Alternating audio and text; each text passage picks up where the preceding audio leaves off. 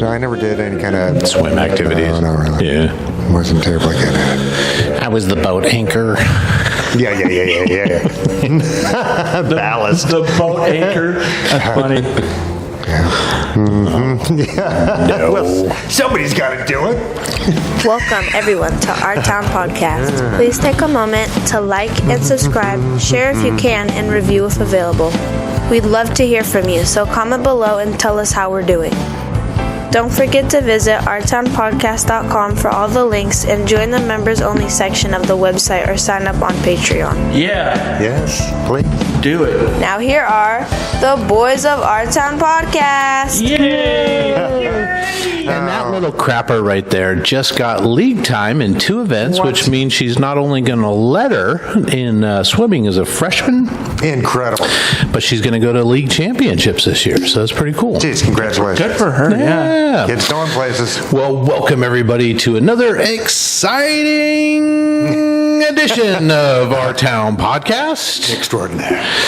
Boys, episode 92. We're coming to you from the what? I Am Renton space here in beautiful downtown and historic Renton, Washington. Boys, tonight's safe word is Joe. Joe. So if anybody's feeling unsafe, just yell Joe. Is as in Cup of Joe, which Mike is very familiar with. Yes. Because physicists, some of my favorite people from the American Physical Society, have determined that you could potentially heat up a cup of coffee by yelling at it. Jeez, all right. Yeah. You would need to yell constantly at the cup for 1 year, 7 months, 26 days, 20 hours, and 26 minutes, plus 40 seconds to produce enough sound energy to heat up that cup of coffee. That explains so much about so many people. Yelling so much time. Give me my hot air, right? Just rage. And would it get, hotter than 98.6 degrees or whatever the breath I don't know if that just means you're going to tick like 1 degree up. Or It's those people that don't talk to me until I've had my first cup of coffee. Oh, man, that's a lot of energy to put into something. But that also shows how much energy it takes to heat up a cup of coffee. That's true. We just take it for granted because we have Now I have an image of your microwave just screaming at that cup. That's what is that how a microwave works? You're all worthless and weak. Thousands of little mouths just yelling at it. Jeez, my goodness. What are you going to do with your life? Man, so if anybody, and for you folks at home, anybody not feeling safe, just yell out Joe and we'll stop this here show. And was that a paid study? And if so, I don't know. American Physical Society. American Physical. Go look it up. So did they have someone screaming at a cup of coffee? You guys are asking way too many. I did not do that. It's not present. He read the title of the article but didn't read the article. I read the article, and that's all it was. It didn't talk about it. And folks, happy New Year to all who celebrate Rosh Hashanah. Yes, it's that time of year. I think it started last night and goes through till tomorrow night, right? Sunset tomorrow, dusk tomorrow. Sure. Yeah, that's pretty cool. If you say so. Yeah, something like that. I don't know. Yeah. I don't even know what... every day is a new day. I don't even know what religion that is. Oh, it's for Jewish folks. It's their New Year. It's their New Year. Oh, gotcha. Because it's a different calendar. I didn't even know they had their own New Year. Yeah. Oh, good for them. It's like 58-26 or something. Something like that. Oh, the year that's new. Yeah. Jeez. They've been around a long time. That's why they're the chosen people. Oh. Oh, is that why? Okay. Boys, talking about headlines. Just kind of floated out there for a minute. That's tough right now. It is. Oh, man. Speaking about, the ghost of Jackie Mason when we need it. Israel, Iran tried to launch a bunch of missiles into Israel. And was it just Israeli defenses, or did the Americans get involved to I think shoot we down? shared intel. I don't know if we I don't know. Maybe we fired at some, but not that I know of. And have they started? Because we're in the body of water. Yes. In the Sinai Peninsula. Yeah. I don't think that we're not on the ground. No, not that I'm aware of. Geez, did Israel start going into southern Lebanon? Has that happened yet, or are they still amassing? No, that has happened. They have it, okay. 9 Israeli soldiers have died. God. I know, and I mean, yes, it's, war is It sucks, yeah. And I mean, this could... But they got, because they blew up the Hezbollah commander of many years in a underground bunker beneath a populated area. Mm-hmm. Huh. Yeah. War is evil. It is. It's awful. Man, humans just got to knock our shit off, man. That's dumb. Yeah. Also, dumb is hurricane season, which just started with, it's kind of in the middle of it right now, right? Helene, is that the name of the hurricane? Something like that, Yeah, just cruised right through Florida, Georgia, and moved all the way up to, I don't know if anybody made like a Sharpie in the Carolina. to cover something else, but all the way into the Carolinas. And just all the... Can we just drop nukes on it? Jeez. Oh, man. Well, right above North Carolina. Right? Well, there's like pictures. It's like, here's the town of, XYZ. And then here's it is today, and it's just gone. It's just, I mean, it's awful. Yeah. It's all, and you hear about it in other places, right? But you don't hear about it much today in the U.S. because we have spent a lot of money. We did spend a lot of money on infrastructure, right? And sometimes it keeps up, and not often. It's just there's another 1,000-year storm. Yes. You know what I mean? 500-year storms are happening now because the ocean temperatures are higher with more and more frequency. So there's more energy and more water transfers into atmosphere, right? Because a warmer atmosphere can hold more moisture, right? Yeah. And it's more turbulent, it's moving further and dumping tremendous amounts of rain. That's nuts. Up to like 20 inches of rain. It's a lot of water. That's bonkers. Yeah. And they did bring it up at the vice presidential debates, which happened, was that Tuesday? That was a couple days ago. So for you folks, it was last Tuesday week. Night. I intended to record it so I could watch it later, but I forgot. Oh, so you just saw the highlights? I found the whole thing on YouTube and watched it there. Yeah. What about you, Mike? Did you watch it? Just listen to it. Yeah. It was interesting. It was a cordial affair.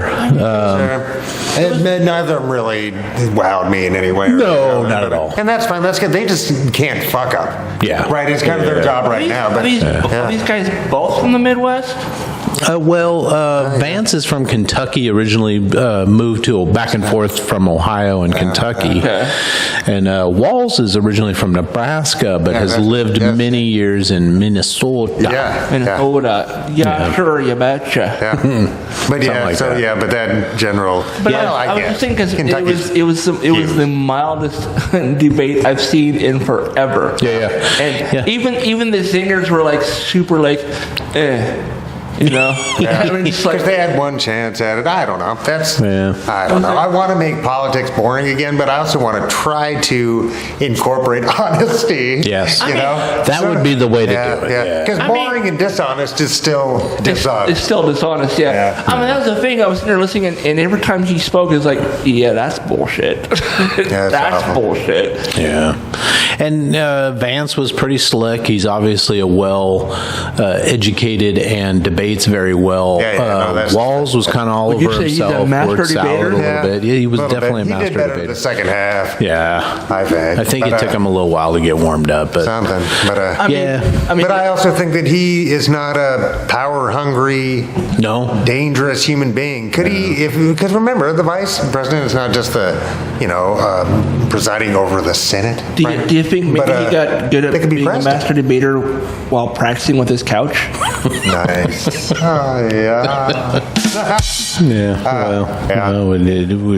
Somebody's trying to track that couch down for an exclusive interview right now. I don't think we should totally do that. We should get like a random couch. We find on the side of the road. Oh, gross. I don't want to touch, but gross. We don't have to cut it. We just have to pretend like we're talking to it. I'll do that. Well, speaking of Trump and the debates and stuff, did you see the master hawker himself, the master Huckster. What do you call he's got another product he's pitching. Shuckster.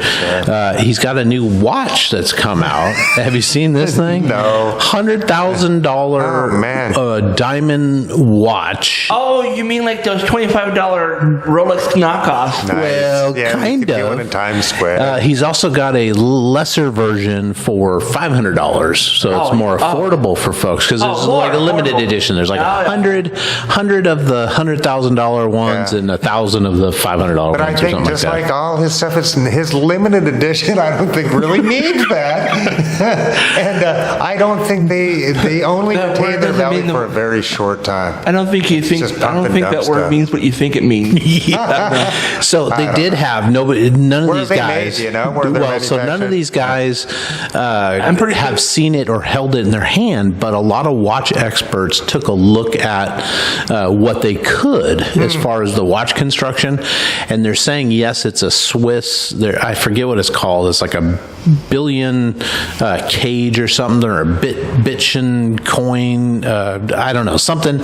There's something in the watch that's supposed to be very refined and exclusive to Swiss. But there's a Chinese company that has sort of perfected making this cage as well inside the watch. It's like for the mechanisms. And the Chinese do it in blue, and the Swiss do it in whatever, stainless or gold colored, whatever. And so these guys are like, it's obviously that part's made in China because it's blue. Chris was telling me about that, They looked at a whole bunch of the diamonds, and they're like, the diamonds don't look very nicely set in place. So they've come out and said, if I was going to just based on the pictures that I've seen, I would say the watch is worth about $20K as opposed to the $100K that he's selling for. And then the $500 ones are worth like $150, $200. Are they guaranteed blood diamonds? I'll bet you anything. These are bought in bulk on Temu or Wish. Oh, nice. I don't think they're that bad, but I think you're on the right track. I think and the cheaper ones would just be manufactured diamonds. Yes. Are these manufactured diamonds? Do you know? Or? I have no idea. I'm not really sold on the diamonds thing. It's so dumb. Some people are. It's so dumb. It was such a thing with the diamond industry, the De Beers, way back in the 20s. And I think it is a racket. One of the best marketing campaigns that ever came about. That and the fat free. That and the fat free. Right? Because everybody's Zero like, sugar is the current one. Well, it's the fat free. Don't eat the fat, but we're going to throw a bunch of sugar in it. Right? But don't eat the fat. Yeah, I think the natural those two fat. Together, bro. There's nothing wrong with the combo. It's just nuts. So, but both of the watches have a engraving of Trump on the back. Well, of course. So, I mean, it's worth it just for that. If you have $100,000, you can do a lot of things with that, including a lot of good things, right? If you have it as a disposable income, because I don't think that's kind of nuts for an investment, right? I wouldn't trust that as an investment. I think maybe we should make a shift over to like selling stuff to MAGA people and just rake in the dough. They'll buy all. Come up with Trump. Because you don't have to say it's Trump, right? You know what I mean? You could call it 45. You could call it 45 or 47. 45. 45 or 47. Well, he wants to be 47. Yeah. Sure. A lot of the stuff I've seen recently has all been 45, 47. He thinks he's 46 too. He thinks he was still. And they brought that up in the debate too. The big lie. The big lie. One portion of the big lie, but it's so bad. It has just destroyed faith in like our most basic citizens' right. Yeah. You know what I mean? It's disgusting. Yeah. Fucking disgusting. Because it's a lie. It's a lie. It's a lie over and over. It's a lie. Well, if you not didn't a mistruth, not a falsehood. No, just it's a fucking lie. Yeah.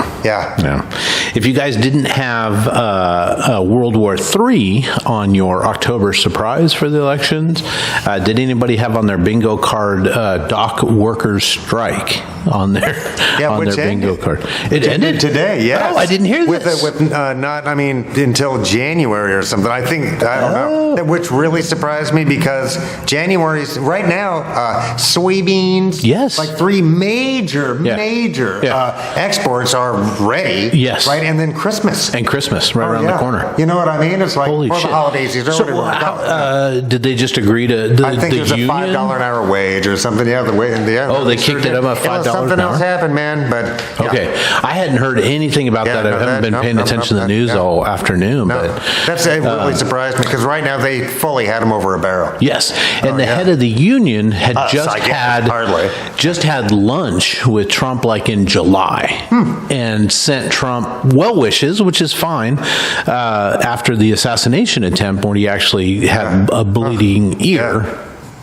Remember, we don't even talk about that anymore? No. That's just like old news. What the fuck? Well, I'm glad to hear that, Mike. I did not realize that I thought that was going into the... I'm really surprised I thought that was going to tank the economy right before the election. Yeah, I would. Yeah, geez, I don't know. It really would have done a lot. And I think oil just went up by like 5% today. Jeez.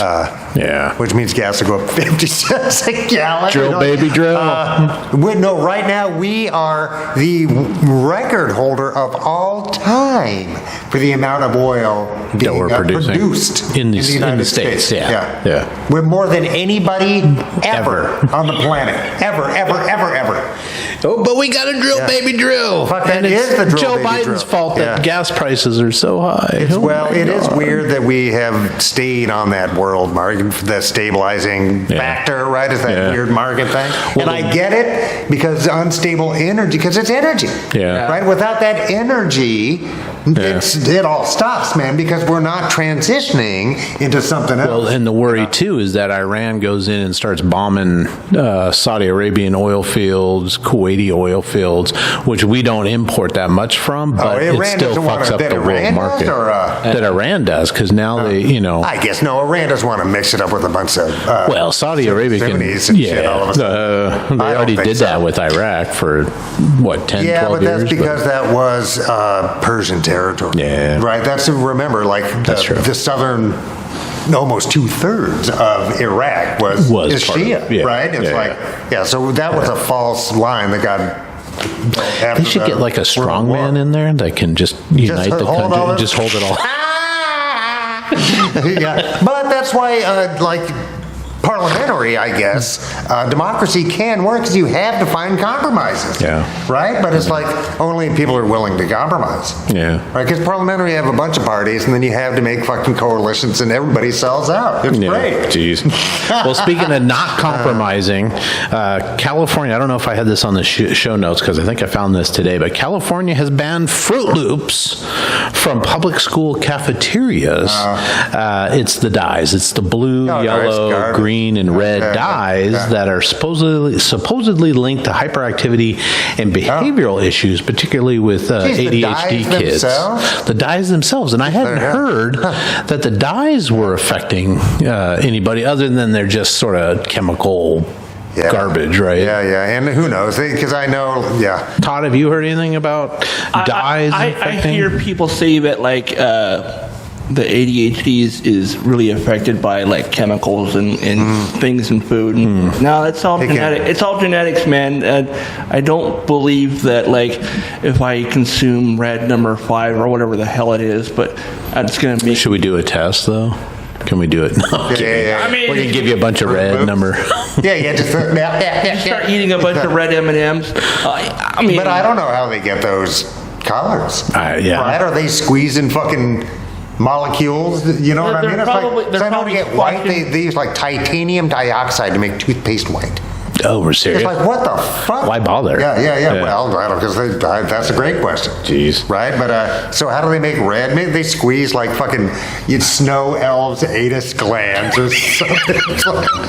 Snow elves' anus glands, Mike? Really? That's very specific, sir. None of those words were the words that I was thinking of saying. They just kind of fell out. Yeah. I don't know what the... I'm not going to... I don't know. Yeah. The ban includes other processed foods with dye, such as like hot Cheetos, Flamin' Hot Cheetos, stuff like that. Anything with those dyes in it. So this is just public schools in the cafeterias. It's not, they're not banning it in stores or anything I think like that's that. great, right? But I don't know. I mean, I know there's a big problem with so much junk food in school and the vending machines and stuff, and kids won't pick the healthy choice unless that's the only choice, right? But then, where do you sort of censor that kid's choice? Yeah. If the Amish eat it, that's good. It's good enough for me. Just want a cheese sandwich, Stone man. soup again, Cookie? Can you at least put a boot in it? Oh my God. Speaking of putting a boot in it, boys, I didn't watch this, but The Simpsons did a big fake out. Anybody still watch The Simpsons? No. I don't. Todd, did you hear about this? The Simpsons did a fake out on their episode and announced it during the episode that this was going to be the series finale, not the series, but the series finale. I think I heard something about that, and then like an hour later, I think it was just a joke. What they did was after 35 years, towards the end of it, Homer goes to strangle Bart, and they haven't done that bit in a long time, but he goes to strangle Bart, and in doing so, he resets the series. And so the show reset. Oh, geez, of the Tracy Ullman years? I don't know. That would be interesting with the animation, but geez, that's great. I didn't watch it. No, I haven't seen Simpsons in 20 years. I swear. Yeah. But geez, I don't know. I always mean to watch the Halloween specials because those always seem kind of cool, but I don't know. The Treehouse of Terror. Yes. So good. Well, speaking of the one where they... Mr. Burns puts Homer's brain on his head. Says, "Look at me, I'm Davy Crockett." I haven't seen that one, but that sounds awesome. Coonskin cap or whatever. So dumb. I fell out of my chair. Oh my God! I thought I was gonna have a heart attack. Oh my God! Oh geez. Well, speaking of animation, Mike, everybody's favorite Rugrats is getting the live action treatment by Paramount Pictures. They're developing a feature adaptation of the long-running Nickelodeon series. It'll have live action and CG. Yeah, the babies are all going to be CG, but I think the adults are going to be. Oh, really? Real. Yeah. Oh, because so they can talk and everything. There's a highly stylized style. Yeah. Yeah. Mikey Day and Streeter Seidel wrote the script for the movie, and they are from Saturday Night Live. So it might be kind of fun. I don't know. I was never a big Rugrats guy. My kid wasn't a big Rugrats guy. I watched it because that was a funny show. Yeah. It wasn't like I watched it, but I remember. I mean, all the actors that were in it were like I recognized from other projects, like Tommy Pickles is E.G. Daily. Dottie from Pee Wee Herman. Oh, sure. Oh, nice. Yeah. Geez, maybe. Yeah. I think you've mentioned. And then oh fuck! I'm trying to think of who else is in it. There's a bunch of other big, a bunch of other actors you would probably recognize if you saw their faces and stuff on there. But it was a good, cute show. They had 2 or 3 movies too, or one that was in theaters, and I think the others went straight to video. When did that start? Was that mid '90s? I want to say early to mid '90s. I think. Okay, that may be why my kid missed it because he was born '97, so he might have been. I don't know. By '97, they did a spin-off series where the kids were all like middle school aged or high school. Oh, okay.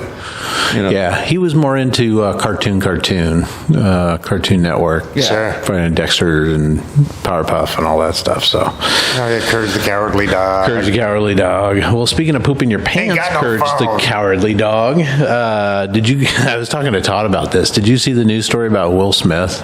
Apparently, while they were filming one of the Men in Black shows, there's a scene where Tommy Lee Jones and Will Smith have to get into this vehicle. So they've created this little cab. It's like a little enclosed capsule to make it look like they're driving, and they actually have to go up into the like an airplane stairs to get into it, and then they get strapped in, and then the thing shifts to make it look like they're upside down and all that stuff. The gimbal, And they have to lock it up so you're tight in there. Well, I guess while they were doing it, Will Smith let out a big one. And I guess you do not want to be anywhere in a room where Will Smith farts, because it was so bad. So as soon as he does it, he goes, "Oh my God, Tommy, I'm so sorry, man. I am so sorry." They had to rush over, get him out of the pod, unstrap him, and then they had to air out. They said that this is the director. I don't remember who the director was, but the director's talking about they had to air out the sound stage for like 3 hours. Oh, no way! It just left a film. I mean, I can believe it. Something wicked this way comes. If Will Smith was lactose intolerant, and he had any kind of dairy, that's gonna fuck your system up. Yeah, he had a big giant pepperoni pizza with extra cheese or something. It would seem he's been swallowing his pride for quite some time. So. Oh. Yeah, I did. That was a funny story. Yeah. And I hope he takes it in stride, right, Will Smith. But they'll say that is one of those jobs, though, just like being a performer on stage. It's like more performers than you think are wearing some type of diaper. Oh, because yeah, you don't, it's a thing. Yeah. You're not just going, you're in the middle of Shakespeare. You're like, oh, no, I got to fucking take a dump. It's like it doesn't happen, dude. Yeah. And you see it, everybody has to play through it. You got to figure, they're not just recording one thing and then you're done. It's an all day, 18-hour kind of day, kind of thing. Right. Yeah. And there's a lot of wait time too. $40 million or something, right? It's like, and I've heard people say this is unless you're like number one on the call sheet, you're waiting around all day to do your thing, and then when your body's like, it's time to go, that's when they call you to the stage. Right. So it's like, I can imagine. I wonder how much if it was really 3 hours of clearing out, how many people were working on the production that day. Oh, you know it. Oh, yeah, no. I mean, it's at $1 million an hour. I would say it was probably more than a part of it took 3 hours to clear out. Yeah. That's hardcore. He probably Oh, yeah, no, I've had dead rats in the wall that didn't take that long to air the fuck out. Like, what's he eating? Humble pie these days. Oh, man. Oh, shit. I sure have enjoyed Will Smith's career. No, I've never met him personally, but I like his work for the most part. Yeah. Poor guy. And she just seems like a mean person. Well, speaking of careers and mean people, Pink Floyd has agreed to do something as a band, which they haven't been able to do in like 50 years since Roger Waters went his own way and all that stuff. The surviving members have agreed to sell the rights to its music, name, and likeness to Sony.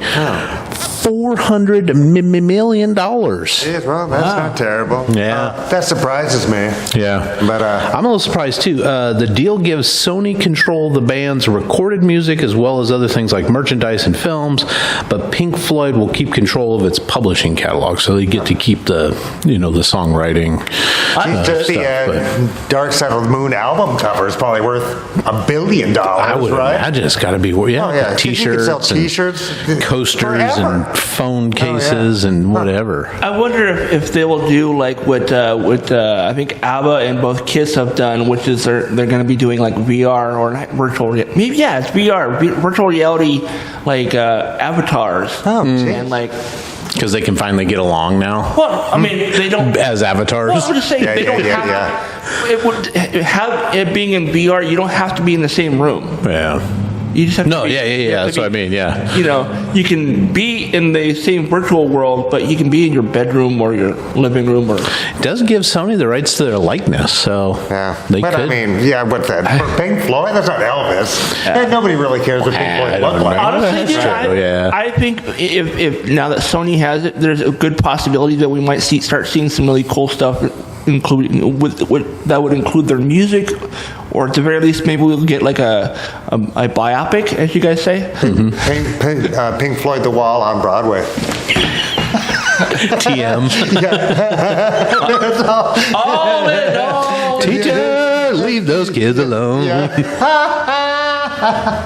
The little box step. You can't have any pudding unless you eat your meat. Turn it into like High School the Musical. Oh, so good. Oh my god. But yeah. So what's your go-to Pink Floyd? Probably Dark Side. Yeah, same. Like it ain't terrible. No. I think the album that has like Money. I think. Yeah, that's Dark Side. Dark Side, yeah. It's solid. It's solid all the way through. Yeah. Mine's Animals, just because it's sad. It's a good album too. It is. It's so well done. You can't help but get sad. You just have either of you guys have done that Dark Side of the Moon, Wizard of Oz thing? I never have. No. Yeah, Mary Clymer did. Oh, did you really? The thing, yeah. Some shrooms with it or anything? I know that I'm working. No. Yeah. I think it's. I've always wanted to do it, but I was never able to find a copy of the movie. So now that it's available online, you can probably I bet think it's it up on YouTube. Yeah. Then, right? I'm sure. Yeah. Probably really good cuts of both. Yeah. And we saw. Was that a year ago? When it was when they do like a one-day event at a movie theater.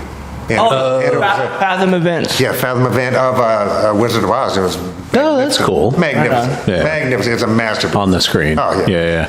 Was it? Has it been remastered and everything digitally? I think it's available in 4K now. So Is it really? Okay. I think so. Yeah. There's a woman on TikTok that does like reaction videos to rumors about the Wizard of Oz. She's like, this is the last time I'm talking about this. No, there was not a dead munchkin in the woods. Oh. I thought there was somebody hanging. Yeah, it was supposed to be one of the munchkins. Committed suicide. Oh, geez, that's sad. And she's like, no, what people saw was there was a crane in the background kind of wandering through the set. And the shadow of the bird, doing something with its wings or something. Made it look like they want weird. you to think.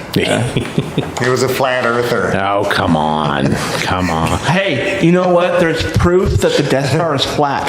Yeah, that's true. We've seen pictures. I've seen behind the scenes photos, man. Yeah. It is flat. It really is. Speaking of flat earthers, no, I don't think he is. Daniel Day-Lewis, who's 67, is going to come out of retirement. Really? Yeah. Is he going to be an Avenger? No, his son and he have written a movie, his son and him, and he's going to act in it, and I think his son is going to direct. So he's coming out of retirement for that. So the movie... Anemone, something like that. Co-wrote it with his son. His first acting role in 7 years. I can't think of the last one he was in. Was that Shape of? Was he not Shape of Water? No, he's not Shape of Water. That's right. That's a good movie though. Can't he's after Lincoln. He did Lincoln. He did one more. Yeah. I drink your milkshake. That's so good. Bro, that guy was great. So good. Oh, so good. Oh my God. Speaking of so good and classic characters, Wendy's announced Wednesday that is partnering with Paramount to celebrate the 25th anniversary of SpongeBob SquarePants by launching the Krabby Patty collab. The collab features 2 menu items that will be available at Wendy's restaurants nationwide for a limited time.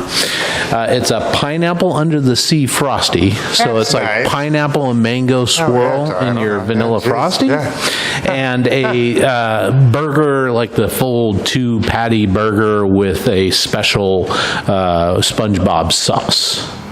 I don't know what the sauce is. I don't eat burgers. So Burger King? Who's that? Wendy's. Wendy's. Wendy's. They don't typically. Does Wendy's do a lot of cross-pollination with? I don't know. Not often, I don't think. Yeah. So? It's usually like McDonald's and Burger King and Taco Bell. Yeah, they're famous for it. But good. Yeah. Wendy's. I mean, everybody loves SpongeBob. Jumping on the bandwagon. Right? I mean, who doesn't like SpongeBob? Right. I mean, I mean, the character itself is obnoxious, and of course, it's like nails on a chalkboard to listen to him talk. But the character is, the character is endearing to a lot of people. So yeah, and he's been around forever. When did SpongeBob start? That was like the 90s too, right? Yeah, and that's Tom Kenny, who's the voice of SpongeBob, and he was a comedian before he was a voice actor. And I remember seeing him on Comedy Central. It was in the 90s. It was probably late 90s, because it was just after the Titanic movie came out. He had a comedy bit about going to see the movie, sitting behind two teenage girls who were like, "Oh my God, it's so sad. Who knew the boat was going to sink at the end?"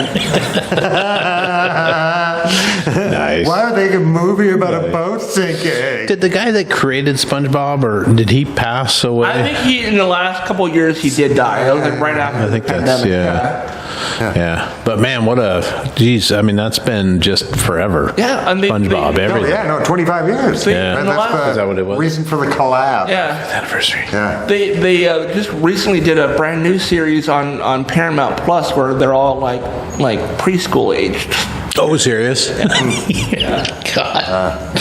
Oh man. As if the characters couldn't get any more. They went annoying. Muppet Babies. Muppet Babies is funny though. Muppet Babies is good. Yeah. The original Muppet Babies was awesome. I did watch that. I love that show. Yeah. Geez, well, speaking of not awesome, and speaking of celebrity passing away, oh my God, there was a list of rest in peace. Could have done the whole show with rest in peace. It's just nuts.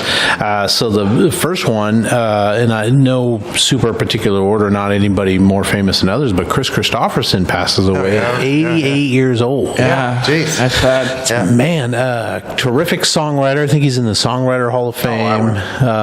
The Highwaymen, right? He was one of the Highwaymen. The last one is Willie now. That's right. Because Cash and Waylon both passed away. Sure enough. Yeah. So, Willie's going to outlive us all. I mean, he's a righteous dude. He's right up there with Keith Richards. He was hanging out with Jimmy Carter. Yeah. Oh, yeah, there's photos of him and Jimmy Carter, man. It's like, oh, yeah. Supposedly, and I don't know this for a fact, there's a gal, Amy, you're probably not watching this, but Amy Rose, a friend of mine for many years, haven't talked to her for a long time, but her dad, her mom and dad had 12 kids. They called them a dozen roses because their last name was Rose, but apparently her dad owned a jazz club somewhere in Oregon. I don't know if it was like Eugene or something.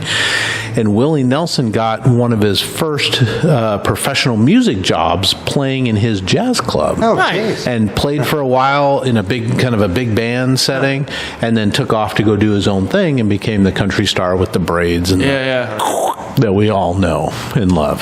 But that's my 6 degrees of separation from, or 3 degrees or 4 degrees, whatever it is. A dozen roses, Amy. That's great. The 7 degrees of Kevin Bacon. Yeah. But Willie's great. He's a great American. Chris Christopherson, everyone knows him from A Star Is Born. Oh, sure. But I legit I remember him growing up, but I really thought he was cool in the Blade movie. Yes. As Whistler, man. Yeah. Was he in all 3? Did he introduce his daughter? He was in all 3. He was in the beginning of the 3rd one, but he wasn't in the entire movies. Okay.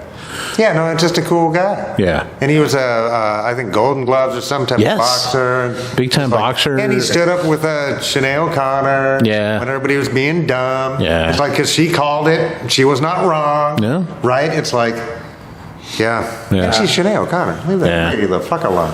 So really good songwriter. He wrote hits. Wrote favorite Janis song, me and Bobby McGee, and his version's really good too. Her version's better. They knock it out of the park. And then with Barbara on The Star Is Born, they had an album with that too. That I think he did a whole album's worth. Yeah. My mom listened to that song on repeat. Oh, really? That whole album. Legitimately, that's one of the reasons why I don't like Barbra Streisand is because she listened to that album on... Just too much. It's too much. Oh, it was huge. Huge. Yeah. Oh, yeah, and aren't they both naked on the cover? Yeah, I think so. The appearance, That's so good. Yeah, boxer, Rhodes Scholar. Yeah. And he was in Blade. Yes. What the fuck? That's the trifecta right there. Right. Yeah. And I recently saw a video of of all of the members of the Highwaymen on a talk show in the 80s, and they were talking about politics, and they were talking about Reagan and stuff, and they were calling him out back then. So I was like, to me, I've always thought like... Yeah, they're not commies. Nobody's calling Johnny Cash a fucking commie. Right. He had a common sense, wise person's viewpoint. Yeah. Right. Yeah. And it's weird, for me anyway, it's weird to see like a blue-collar type artist be left-leaning. To me, they've always got co-opted. It got co-opted because, of course, because they were outlaw country, right? That's like not pro-government and police. No. You know what I mean? Yeah. It's like, they were I guess I never thought of them as outlaw country. They were the Highwaymen. They were like these big-name country music stars that everybody knew. They were a supergroup. They are a supergroup, 100%. And I mean, my stepdad loved all those guys individually, so I don't know.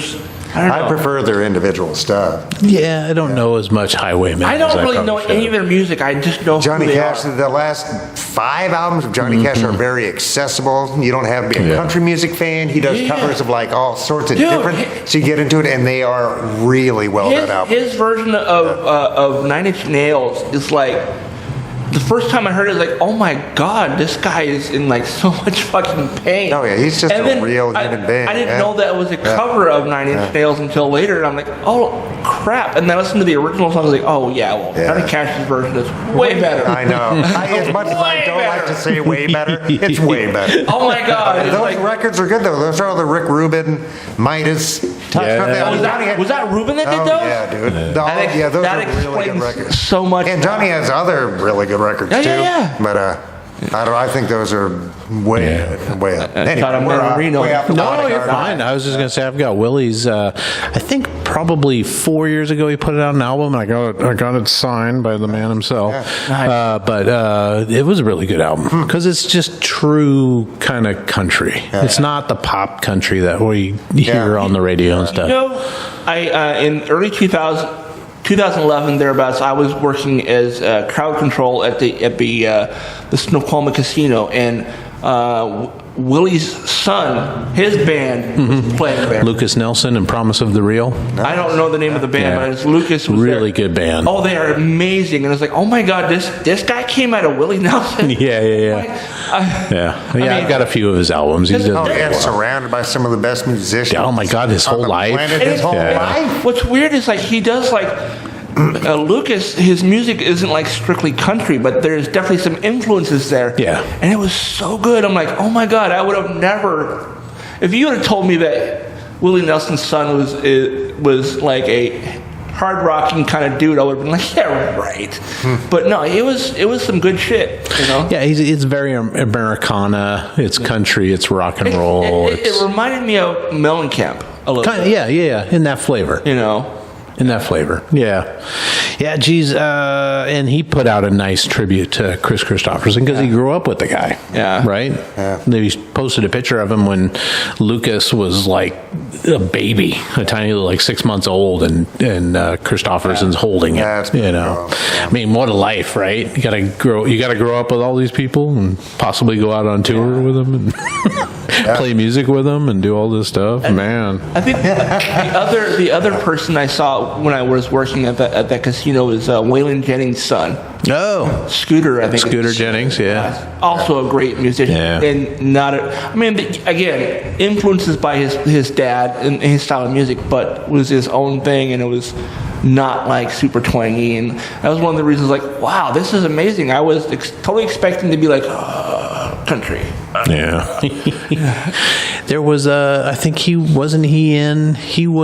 acted as his father in that biopic of Johnny Cash, the one with Joaquin Phoenix. I've seen that one. Walk Hard. That was the Dewey Cox one. But it was the Walk the Line. Walk the Line. That was actually a really good movie. Yeah, and I think Shooter plays his dad in that movie. Yeah, nice. Oh, that's interesting. Yeah. Huh. Yeah. Yeah, crazy, man. Yeah, rest in peace. I mean, what a friggin' life the guy had. Yeah. So amazing. Yeah. And it has been around the majority of my life. Right? Yes. I don't know when the Streisand stuff happened, but that was 70s. That was late 70s, early 80s. I remember because we were living... early 80s was Yentl. Yes. we were living up near Liberty High School when that album came out, so that had to be like early 80s. No, man. Late 70s. You mean I got to pose on an album cover naked with Barbra Streisand? And it was probably his idea, man. What are you talking about? Yeah, that's what I'm saying. No, I'd be so stoked to do it. Barbra Streisand was fucking gorgeous back in those days. No, I'm down. Call me. Yeah. Barbara, if you're listening, we'll be on the show. Friend of the show. Like butter. Boys, rest in peace, Dame Maggie Smith. I saw that. That kind of bummed me out. 89. Yeah, does it seem like she was 1 year older than Chris Christopherson? No. You know she seems younger.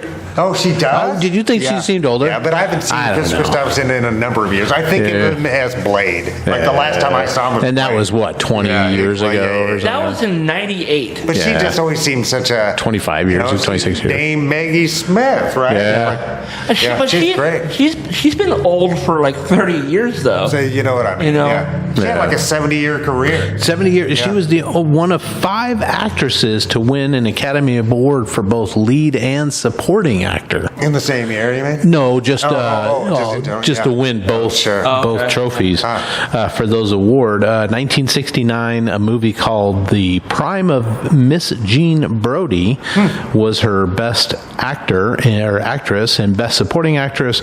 78 film called California Suite. But most people nowadays would probably know her as Professor McGonagall in the Harry Potter films. She does a great job. Her character is one of those characters that at first you think she's going to be a hard ass and no one's going to like her, but then she turns out to be one of the sweetest characters in the whole series. Yeah, no, she's great.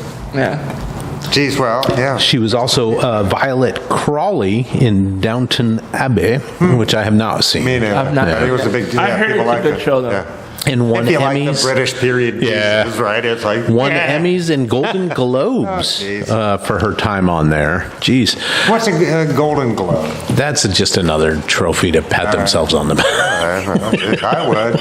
They'd be right Golden here. Globes, though, does everything, right? So Emmys is TV, Oscars is movies, Golden Globe they do for every it's like people's Golden choice. Globes. Golden Globes was the one that Ricky Gervais started calling people out on stage. He's like, I don't fucking care. I'm not coming back next year.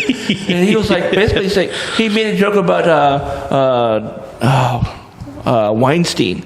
And everyone started kind of groaning. He's like, fuck off. He's your friend.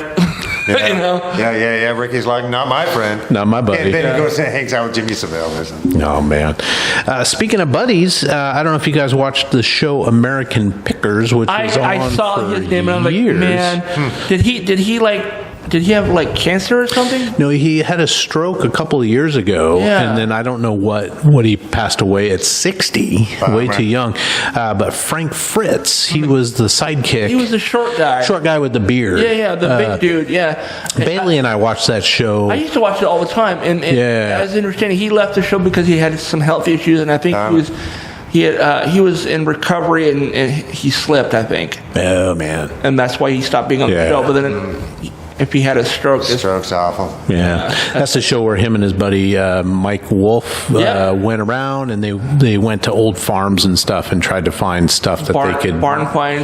Barn finds that they could turn around and sell. When I first heard about it, I was like, that sounds dumb. But then I watched it, like, that's exactly the kind of shit me and my mom used to do. We'd go to we would do it like yard sales and like thrift shops and stuff. That's what I do now. Yeah. Recycler. Yeah, that's great. That's what I call it. Picking was a term that I learned from watching that show. That's the first of those shows. If you turn into a business, it's picking, right? If you get it to sell it again, or yeah. If you just buy it for yourself, then you're just a hoarder. Yes, a collector. Yeah. No, I've been doing recycling for the last 10 years or so. Or I go to Goodwill, somewhere, garage sales, whatever, and if I think I can turn it around and make some money on it, it only becomes hoarding if you can't get rid of it. Exactly. That's what the wife is. Yeah, I got off. Do you need all these board games? Yes, I do. They're worth a lot of money. How do you think we're going to be for the kids' college? College. Oh my gosh! So 60 years old, Frank Fritz. It's way too young. One of the things I would talk to my dad about in the last few years is he and I would talk about that show. Oh, nice. And we both thought that the girl, the one who works in the office, was like, the tattoo gal. Yeah, the one. She was the reason why we both watched. Yeah, she's very attractive. Yeah. And they have a shop in Nashville now. No. In the last 10 years, because they were based out of like Iowa or something, right? But they have a big shop over in downtown Nashville. No, that's cool. Yeah. All right. Yeah, and it's still on, right? I don't know. I don't have cable, so I don't watch it. But the show itself, it has its own streaming channel on Freevee, which is Amazon. Okay. So you can watch American Pickers 24/7 on. Oh my gosh, yeah. I've been watching Highway to Heaven. I've only watched like 4 episodes. Highway to Heaven. There's a Cartoon Rewind channel on Freevee that's been just playing nothing but like old Hanna-Barbera stuff. Nice. And last night for like 4 hours, closer to 2 actually, but I watched Richie Rich from like the early 80s. Oh, nice. Nice. And he's just Casper, right, with skin? Yeah, I saw that meme yesterday. Yeah. He's back to find his fortune. Dude, was that you that posted that? Somebody posted that yesterday. No, but I saw that too. I saw it yesterday. It was basically Richie. I mean, they're both created by the same people. Yeah, they look exactly the same drawing and everything. It's the same character, just one is dead and one is still alive. He just wants his money. I haven't got my allowance in 100 years. Well, the thing is I'm watching it last night. I don't remember this, but apparently he was always giving away shit because he had plenty to give away. Enough, yeah. It's like that's like none of the rich people I know. Yeah, exactly. Jeez. Boys from our childhood, rest in peace, John Amos, 84. Damn. He died way back in August 21st. Just announced this week, but of course, Good Times, Roots, and Coming to America. Mr. McDowell. Yes, Mr. McDowell. And it's sad because somebody brought this up that both Eddie Murphy's dad and stepdad in the movie have now passed away because his dad was James Earl Jones. Yeah. And luckily for us, both of those guys were in both of the Coming to America movies. That's right. Yeah, because they were in the second one. Yeah. Jeez. Cool, man. Yeah, man. I used to watch Good Times with my buddy Dylan after school because they would do it in reruns or syndication. Nick at Channel 11, Channel 12, or whatever. And we would come home from school, we'd go to the store, get some candy or something. We'd hang out, watch Good Times. Dynamite. Yeah, because that's Jimmy Walker, right? Yeah, Is he still around? Oh, yeah. Yeah, he's still around. Isn't he still dating or married to Ann Coulter? What? Yes, him and Ann Coulter were an item. No. I don't know if they still are. No Jimmy Walker and Ann Coulter. Yeah. No fucking way. Yeah. No way. That is not possible. That is I know. It sounds like a Twilight Zone. Oh, man. What? Oh, man. There's no fucking way she's into black dudes. Come on now. No way. He's got to be like 85 and she's like 25, right? I mean, you can see all the... I'd fight her on sight, though. I'd fight that. Oh, she's just... I really would. Gnarly. She is absolutely... On sight. She cannot understand normal thinking. Oh, my God. Let's see if they're still together. I think it's kind of funny. That's incredible. Who is Ann Coulter? He's been engaged, but she's never married, no children. She's a committed voter fraud. It's true. He's never been married. He's like Jimmy Walker, dynamite. Yeah, oh man, that catchphrase did him seemingly well. Have you guys seen the animated Good Times that's on Netflix? Mm-mm. Does he voice Jimmy Walker? No, but all those characters are in the animated thing, and it's a more contemporary version of the show. I wish Bill Cosby wasn't a rapist for a number of reasons, but one of them, way down the list, of course, is that Fat Albert was awesome. It was terrific. Yeah, if we could get a... he was so good. So good. Did you guys ever watch SNL after the whole thing of Cosby coming out? The actor who played Fat Albert in the movies, like Yeah, I guess I'm never doing another Fred Albert movie. Oh, is that what's his face? The Good Burger Kid? Yeah. So good, yeah. Man. I guess I'm never doing that again. Oh, jeez. Yeah, so... Keenan Thompson, that's his name. Rest in peace, Ken Page, 70 years old. He's a Broadway actor. He was in the original The Wiz and the original Cats production as Old Deuteronomy. But you guys might know him better, his voice at least. He played Oogie Boogie in Nightmare Before Christmas. Last year they did a live at the whatever that in Hollywood, that big theater, outdoor theater. The Chinese? Oh no, Yes. It's the outdoor theater, the big white... The amphitheater thing? Yeah. Live at the Hollywood Bowl. The Bowl, yeah, that's the one. Yeah, they did it live there. And it was great because they got all the original voices to sing the songs live on stage. Oh. And Paul Rubens and singer from Oingo Boingo, Danny Elfman. And what's her name from Beetlejuice? Winona? No, the stepmom.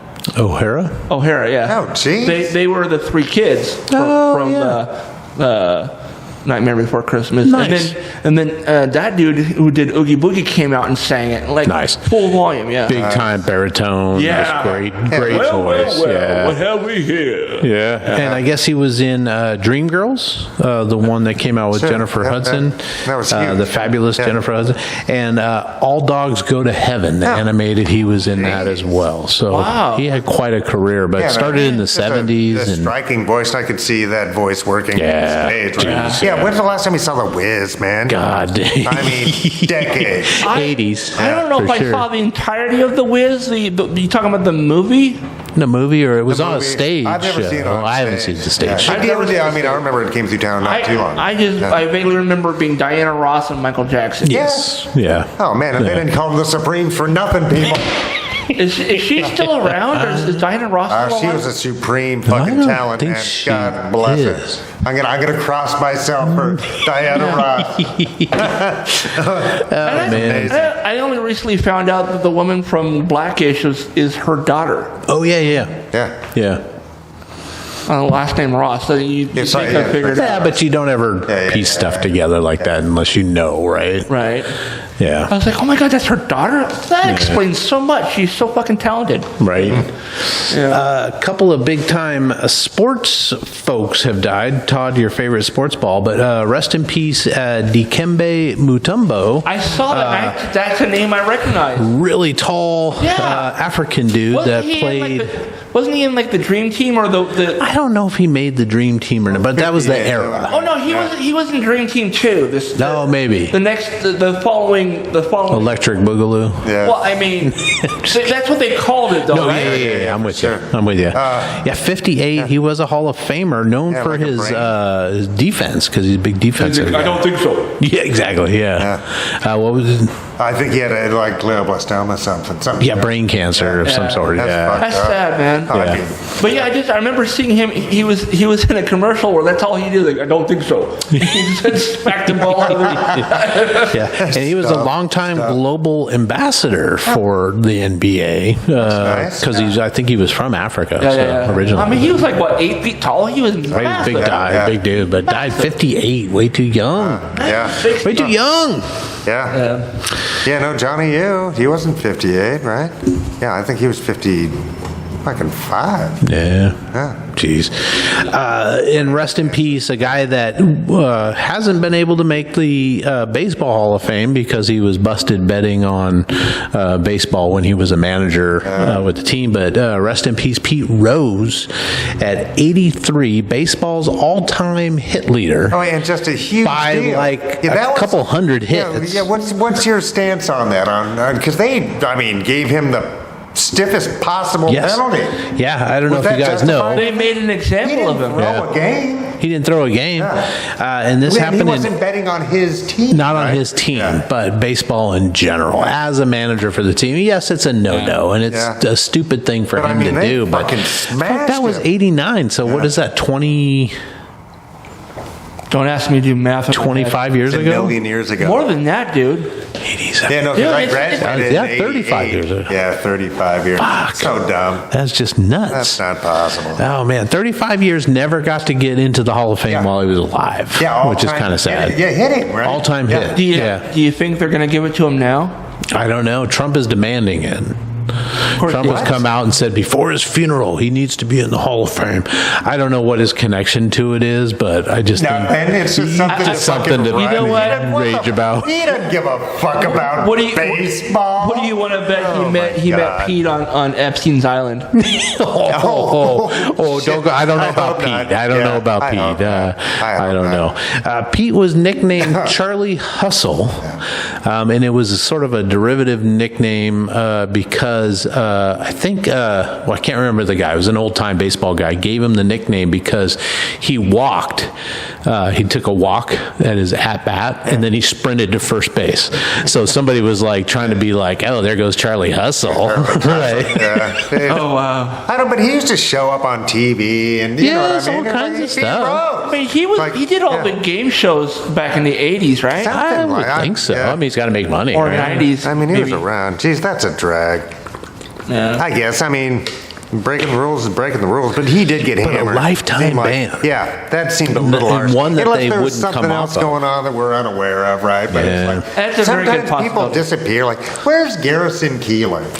Who? Garrison, the Brigham companion guy, he disappeared. I don't even know who that is. Oh, it was a famous radio show. Radio!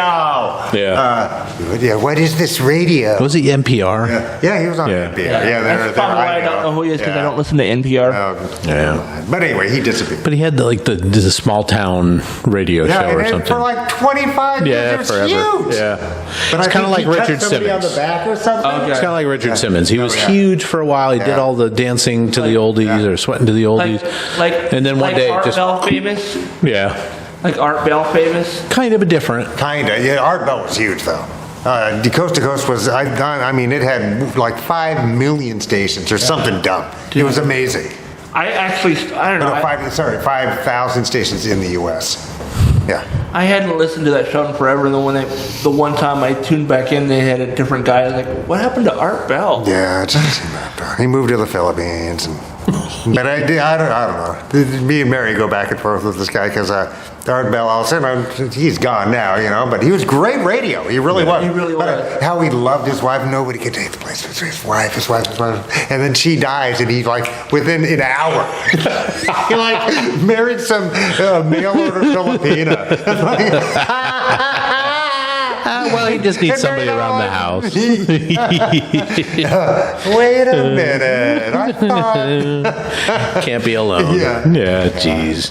Oh my God, boys. the hour. How would you guys, like we do first show of every month, we talk about the movies coming out this month. You guys want to dive into some movies? This first one I definitely want to see.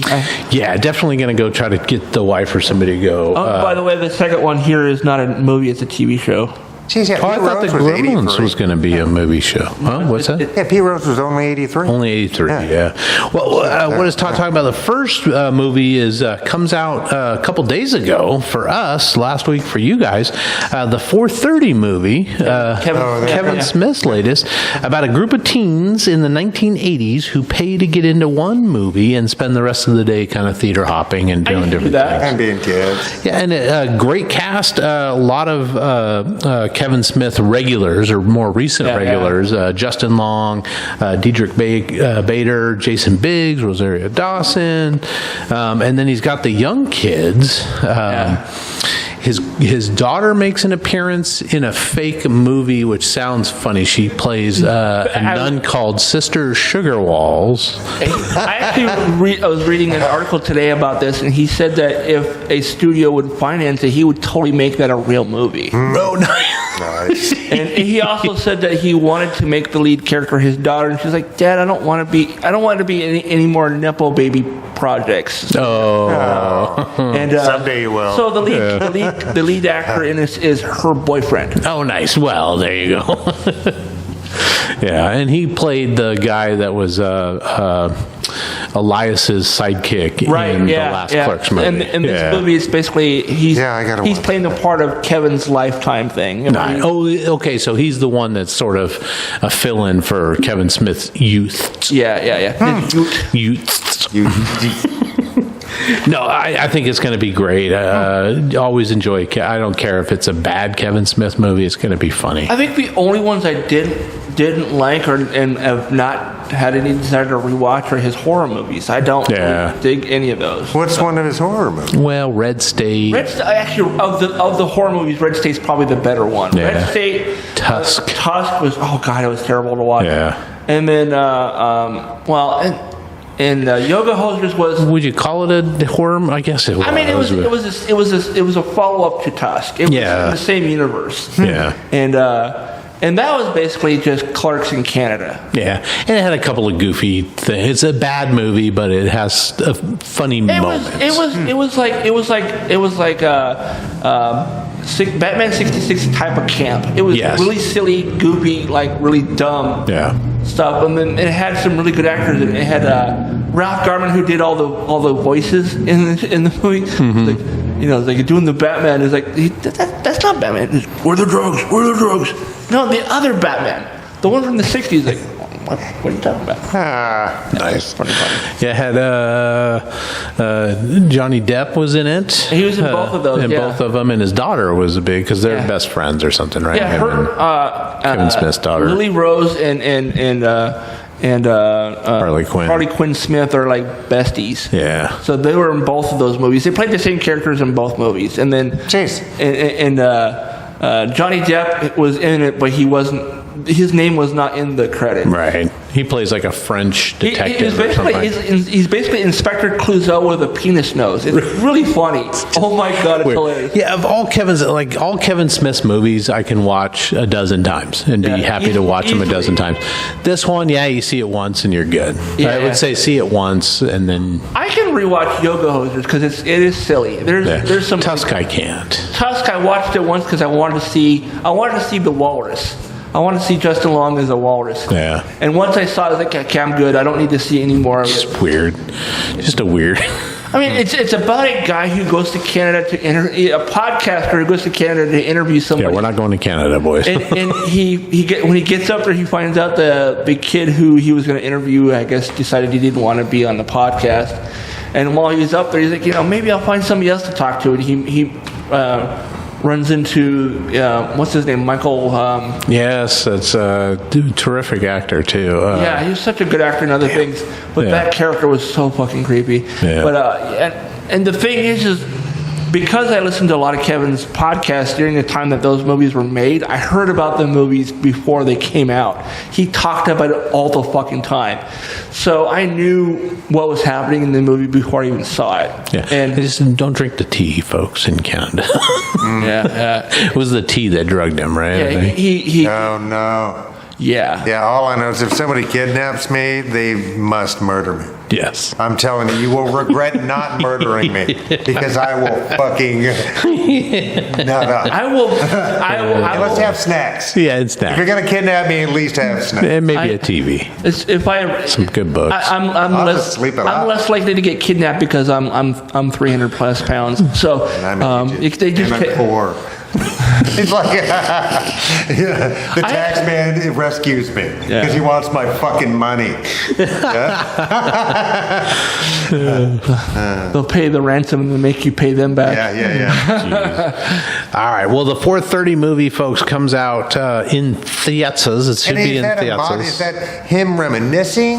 It's about his teenage years, so it's right? not modern. Yeah. Like asking a girl out to the movies for the first time. It is a period piece in the early to mid 80s. Yeah. What was Spielberg's reminisce that he just did a film? Fablemans. Fablemans, yeah. So this is his. Kind of, yeah. In fact, the article I read was basically referencing that quite a bit because he was like, it's kind of like the Fablemans, but in New Jersey. Nice. It's Kevin Smith. Yeah. But that's cool. Todd, you just mentioned. I thought this was a movie coming out. 10-3 Gremlins: The Wild Batch. It's a TV series on Max, I think. Yeah, mine said it was a movie, but all right. Well, I'm pretty sure. go check it out. It's got Gizmo, Sam, and Elle as they travel from their home in Shanghai all the way to San Francisco, bringing Mogwai mayhem. Say that fast 3 times. Was that Brian Denny? Who was the dad? It wasn't Brian Denny. It was. He was been in a lot of He was the stepdad in Different Strokes. He was the redheaded kid's dad in Different Strokes. For like 1 or 2 episodes, or like a handful of episodes. He wasn't in there a lot, but I remember him in Different Strokes. It was the cousin Oliver of Different Strokes, because they needed another cute little cute. I mean, legitimately, Coleman was growing out of the cuteness of his character. Yeah. And they needed, he's like, what? What are you talking about, Willis? Nice. Yeah, I thought it was, but it's all good. I'm pretty sure it's season 2 of the series. I think Steven Spielberg is producing. Is that correct? And then B.D. Wong, Ming-Na Wen are it's voices. on Max. Is that a Joe Dante film? Gremlins? I don't know. Joe Dante did the original movie and the sequel too, I think. Nice. But yeah. So it's animated. It's on Max. Oh. Season 1's already there, but season 2 is coming soon. Oh, that's what you're talking about. Season 2. Oh, geez. All right. Boys, another version of Steven Spielberg's Salem's Lot is coming. It's a writer returns to the town of Jerusalem's Lot, where he lived as a young boy, only to discover everyone he used to know is now a vampire. It's got Alfred Woodard, Lewis Pullman, James Wan, Bill Camp, and William Sadler, who ends up in a lot of those kind of... I thought that was a Stephen King thing. Stephen King. What did I say? You said Spielberg. Same thing. Oh, Spielberg was the first one, the Gremlins. Yeah. Another movie. That's coming to Max too. Hold Your Breath. Hold Your Breath. The film that takes place amid a horrific dust storm of the 1930s Oklahoma. Watching as a woman played by Sarah Paulson is convinced that a sinister presence is threatening her family. Jeez, how to make a bad situation. And I really like Sarah Paulson. I'm not sure I know Sarah Paulson. She's been in a lot of American Horror. She was in. I know the name. I don't know if I recognize her. If you saw her, you know exactly what she is. Oh, that sounds like a cool premise. Because we forgot about the Dust Bowl years. Yes. Yeah.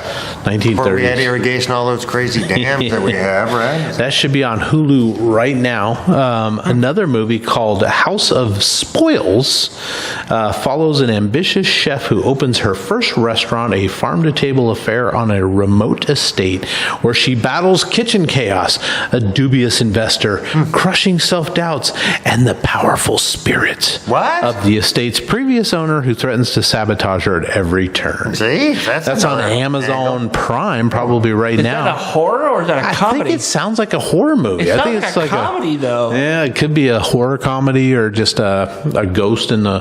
What was that TV show, Ghosts, where the lady buys the house and there's... I love that show. Yeah, I haven't seen it, but... Have you seen the British version of it? No. Oh, God, it's so much funnier. But, Ghosts on CBS has got that one. Nice. Yeah, do you know who Ariana... I don't. is? No. I don't know. But if you go watch the movie, you will. The Boss. You will. On Amazon Prime, guys.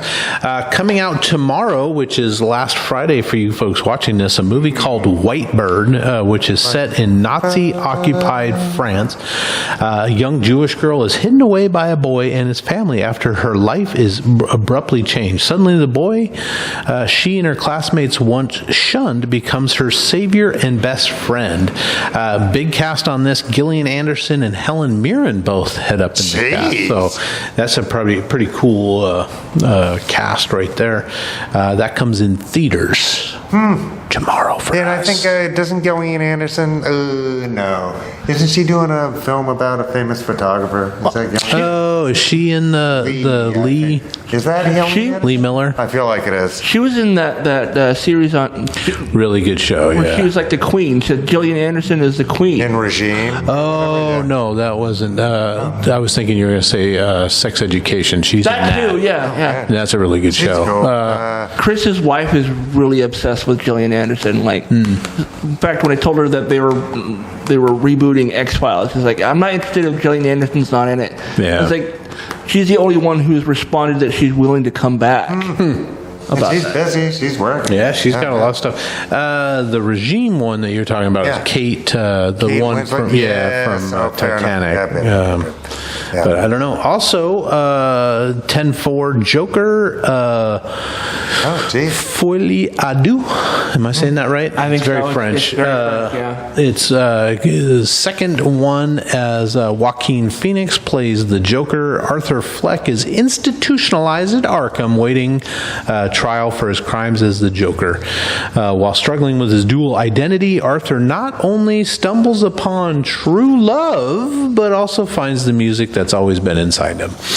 Brendan Gleeson, Joaquin Phoenix, Lady Gaga, Catherine Kinnear, you name it. I've already heard the reviews aren't great on it. I'm interested in seeing it, but I don't really want to pay to see it. It's the same team, or I would think so. Yeah, it is. It's the same people that did the first one, and I watched that one twice only because somebody wanted to go with me, and I'm like, okay, I'll watch it again. But this is the last time I'm gonna spend all that energy watching this guy completely lose his shit. Yeah, I mean, he comes unglued right in front of you. He does a spectacular job. Man. He's terribly capable. It was terrifying to watch because at the time that movie came out, I was living at my uncle's house, and my cousin, who's paranoid schizophrenic, was very much like Arthur Fleck, and I was like, oh man, I really too close to home. Way too close, and I was like, man, I really hope he doesn't like go this route with this character, this guy does this character. That's why the character Joker can be such a neat foil to Batman, right? Who is precise and calculated, knows. Straight arrow. Contingency plans for everything. Yeah. Every time he jumps somewhere in Gotham, he knows Gotham so well. He knows, you know what I mean? Everything.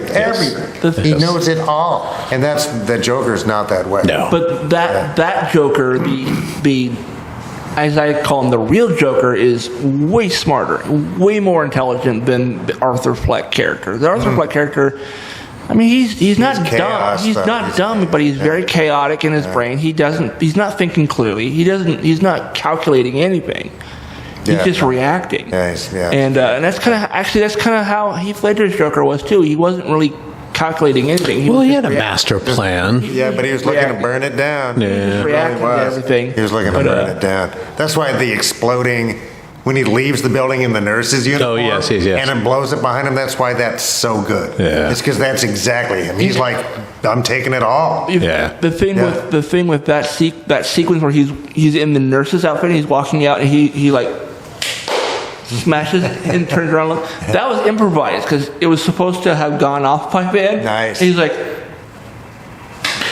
and then it blows up. Yeah. That was improvised. It was one of my favorite. The timing was off. Yeah. Joker panels. I think it's a Jim Lee, and it's during the No Man's Land saga. So the earthquake came, and Arkham just cracks open, and they just pour out, and Joker sees broken Gotham. Right, everything is just, and to him it's home at last, because that's how he's always seen it. Right. You know what I mean? That's how it's always supposed to be. So he's finally like free and at home, and Batman's gone. Yeah. So it's like, it's a bad time. Jeez. Yeah.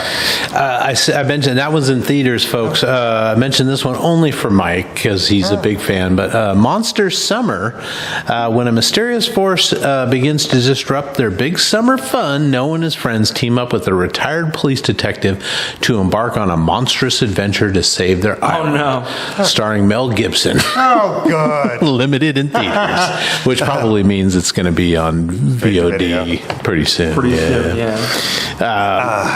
it's... So what is that about? He's chasing I don't know. It sounds like Jews. A bunch of kids. The hatching of the Jew is occurring.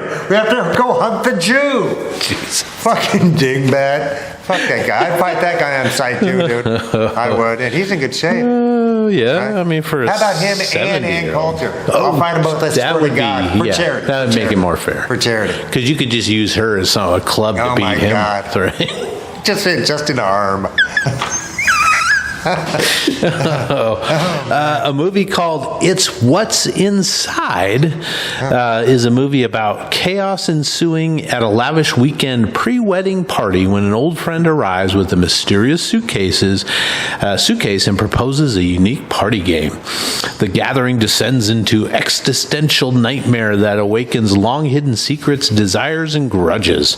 I don't recognize any of these people, but I do. Alicia Debnam Carey, I think her name is. She was in one of the Walking Dead spinoffs, Fear the Walking Dead or something like that.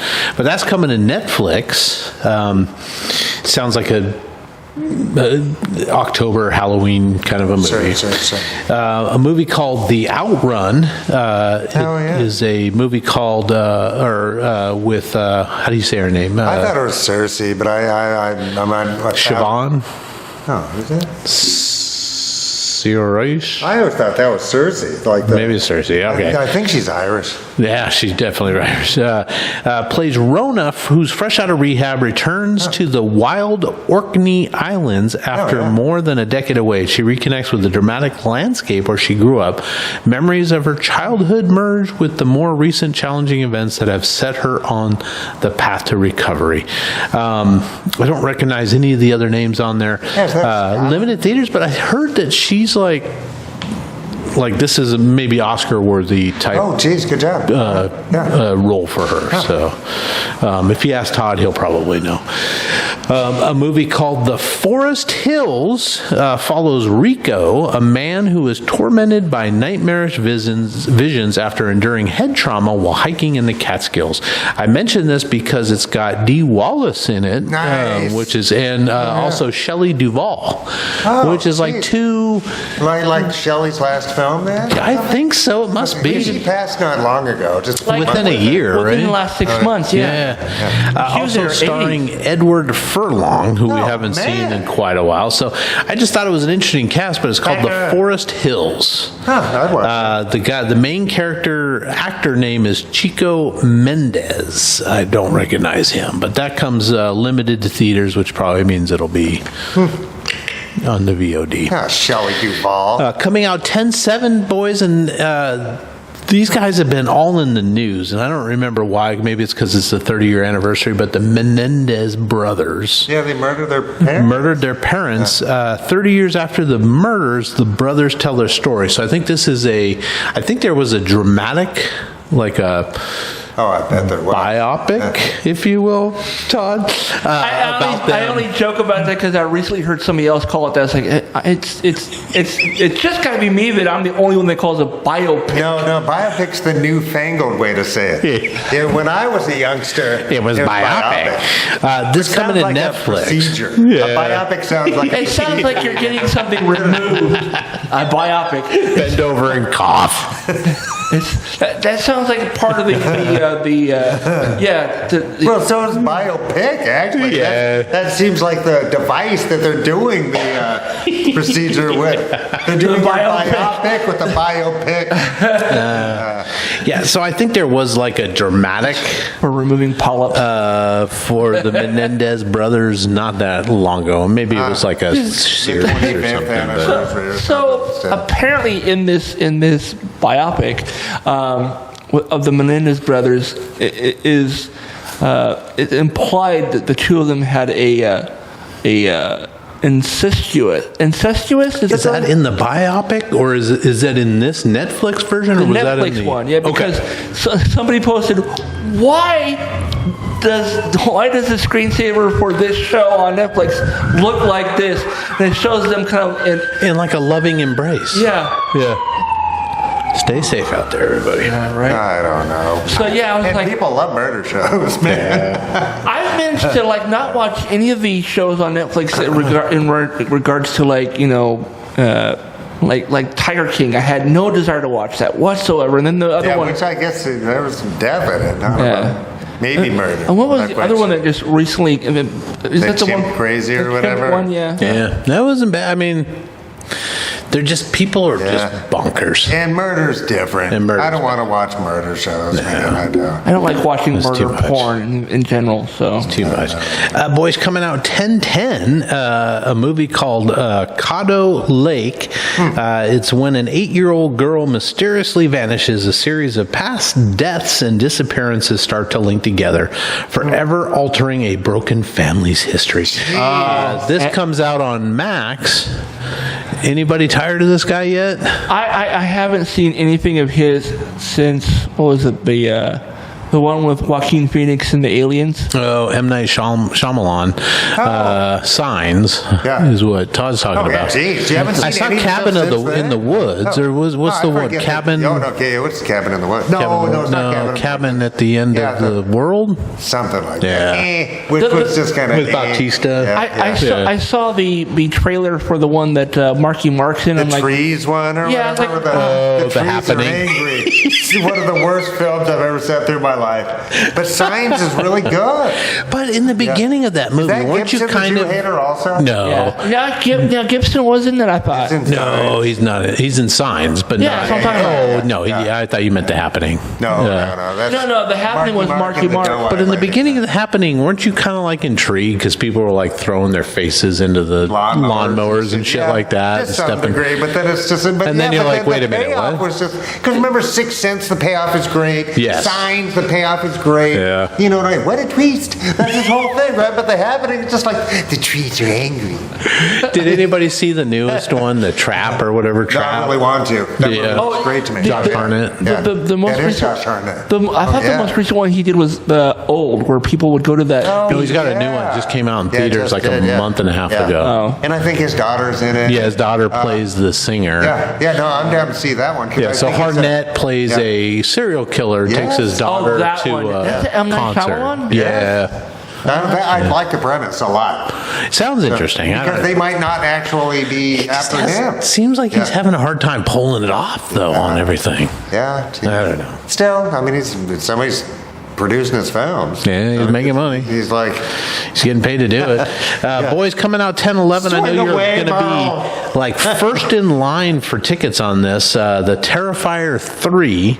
It's a Christmas-themed sequel to the Terrifier franchise. This is the one that has, was it Art the Clown, the crazy clown guy? No. I'm not going to see it. I refuse. It's got Jason Patrick in it, which is kind of interesting. Nice. Yeah, jeez. Yeah, no. But I think we talked about this last week, that they have a special popcorn bucket for this, where it's like Christmas lights around the Art the Clown's face or whatever. I haven't seen any of them. I have no desire to. I've seen that clown in some of the TikTok videos where they have like a where you can take an animated thing from a clip and you can put it into your own video. That clown has been showing up quite a bit lately. Oh, he comes out and... I'm like, no, good. I don't need to see it. Oh my God. Boys, this sounds interesting. A movie called Piece by Piece. I saw the trailer for it. Does it look good? It does look good. It's a unique cinematic experience that invites audiences on a vibrant journey through the life of cultural icon Pharrell Williams, told through the lens of Lego animation. I mean, legitimately, when at first I was like, this is going to be like this is not real, right? Yeah. And then the more I watched, I was like, oh wait, this is real. They are really doing this. It's not really a documentary, but it's kind of like a biopic, maybe. But I don't know. But told through the Lego land. But little minifigures? All minifigs. Yeah, and it's like, you know. So do they have, because it's got Justin Timberlake. A piece or what? I mean. I don't know. It's got Justin Timberlake, Morgan Neville, Gwen Stefani, Snoop Dogg, Timbaland, Jay-Z, and Pharrell Williams, of course. Comes out in theaters, but I'm assuming they're all like minifigures or just voicing? Yeah. They're all voicing. But they're themselves? Yeah, they're playing fictionalized versions of themselves. Oh, I guess. Nice. It's all animated through Lego. Nice. Yeah. Well, Todd, here's one you might really be interested in. A movie called Saturday Night. It's based on the very first episode of Saturday Night Live. It's the 90 minutes before they go on the air with the very first episode. I think I saw a trailer for that too. Oh, really? Okay. That's a premise. So, October 11th, 1975, at 11:30, they all jumped and changed television and culture forever, based on the true story of what happened behind the scenes in the 90 minutes leading up to the first broadcast. Jeez, that's a So great it's got film. Finn Wolfhard from Stranger Things, right? I don't know who he's playing, but I think he plays Bill. Oh, Bill Murray? Yeah. Oh, that's kind of cool. Jason Reitman directs. It's also got J.K. Simmons. Everybody looks like the character they're playing too. They made. Oh, nice. They got really good casting on it. Nice. Yeah. So I mean, it sounds kind of cool. 1975. 1975. Can you believe that's something? Jeez, I don't know if I've ever seen the first episode. I don't know that I have. I think Carlin was the host of the first episode too. Jeez, George Carlin? I'd have to Yeah. look that up. Nice. But no, did you guys? It's been pretty consistently funny. I really appreciate that show, and I haven't watched. I mean, it's hard to do, right? Yeah. It can't be easy to do. I mean, I've heard stories of like people trying to get on the show and not being able to. But did you guys watch the season premiere of season 50? They did. The opening was it had Kamala Harris and Walls and everybody, at a convention or whatever, and it was Maya Rudolph as Kamala Harris, and they got Dana Carvey to come in and play Joe. Nice. And then they got wasn't it Gaffigan that Gaffigan was who was Walls, yeah. And then Andy Samberg played Kamala's husband. It was nice. Doug Emhoff or whatever. It was so funny. Oh my god. There was like maybe 2 other skits that were really good. The rest of it I kind of like ADHD kind of kicked in. But they did a bit about Spirit Halloween coming in and taking over like old husks of like retail business and whatnot, and then of course the weekend update was really, really funny too. Nice, man. I recommend checking that episode out. I've seen clips of segments of Saturday Night Live in the last couple of years, but I don't think I've sat down and watched a whole episode. Honestly, you don't need to watch the entire episode. I would just go look for those bits that I talked about. The opening weekend update and the Spirit Halloween routine was really funny. Nice. All right. Jumping back in, brothers, Josh Brolin and Peter Dinklage play twin brothers. Brolin is a reformed criminal who's trying to go straight, but is derailed when he reunites with his sanity testing twin brother, played by Dinklage, on a road trip for the score of a lifetime, dodging bullets, the law, and an overbearing mother along the way. Who plays the mom, though? I don't. Glenn Close, maybe, because she's in there. Oh, so God, it's got Brendan Fraser. Brendan Fraser, Glenn Close, Peter Dinklage, Josh Brolin, coming to Amazon Prime. Jeez, I think it's limited theaters now, and it comes out on Amazon 10/17. Right? Oh, it's a great cast, yeah. Yeah, I like Brolin a lot, actually. Yeah. No Country is a great movie. Recently, there was rumors that he was going to play Hal Jordan in the DCU, and he's like, nope. Oh, too much. No, and he's older now. Because he's also got the Spice the Dune franchise going too, right? Yeah, he was in his first 2 of those. I think he's like, yeah, I saw Ryan Reynolds. No, I'm not doing that. I'm never doing that. You're never gonna get me wearing a CGI costume. Fuck that. No. Nice.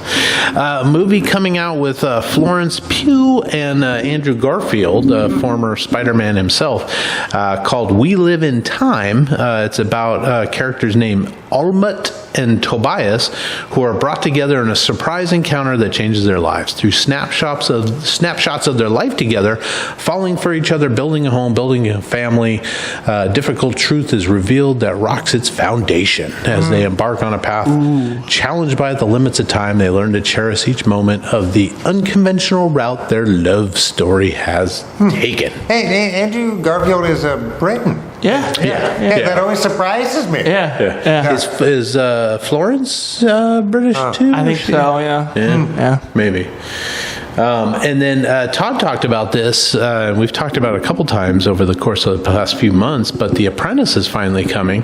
That's where Sebastian Stan plays a young Donald Trump, eager to make his name as a hungry son of a wealthy family in the 1970s New York, comes under the spell of Ray Cohn, played by Jeremy Strong. Who used to clerk Roy Cohn for McCarthy. Yes. I mean, man. I think we should go see that movie in theaters.